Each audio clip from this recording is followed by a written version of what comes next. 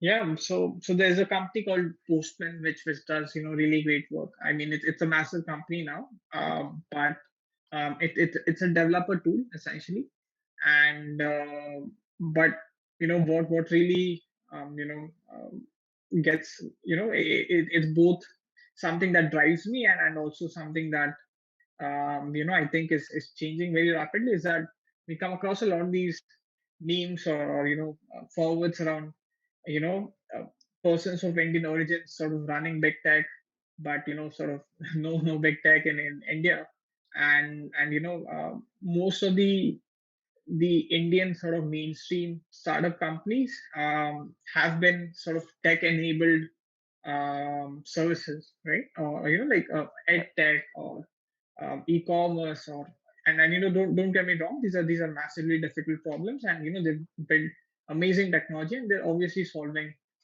critical problems, but I strongly feel that the kind of technical talent India has, and uh, big tech companies from India, run by Indians, building for the world, is happening. Mhm. And there are a couple of companies out there. I'm sure your listeners have heard of Zoho. Again, that's amazing example of what um, the team behind Zoho has been able to achieve. So yeah, these are sort of like the companies that, and there are plenty of other examples. There's a Pune sort of based company called Dhruva. Again, they're doing great work around cloud security. So you are getting these deep tech and pure tech sort of plays now coming up, and yeah, and like you mentioned, technology pretty much goes through a churn every 2 to 3 years, if and definitely a decade down the line, everything just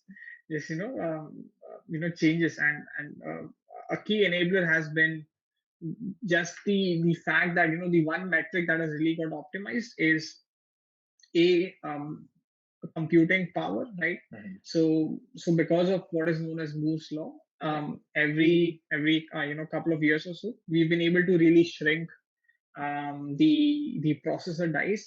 Correct. So again, without getting too technical there, what that enables is, it enables us to do with more efficiently with lower power consumption, Mhm. and it's essentially every time you buy an iPhone, it has a new chip.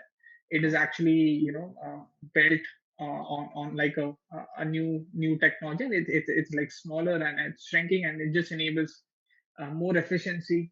So while the battery size necessarily sort of stays the same, you end up getting more performance out of the same size sort of phone, right? So that's been sort of one enabler. The other enabler has been with the advent of cloud technology, something like AWS or Google Cloud, or Microsoft's Azure platform. The cost to build a new technology and rapidly deploy it and scale it has become very affordable. You do not need to buy bulky servers or a lot of hardware infrastructure. Mhm. Anyone who can, anyone, even a one person, you can easily set up a one person, software company with a decent recurring revenue of even a few million. Uh, Mhm. if, and it's entirely doable by one person today, right?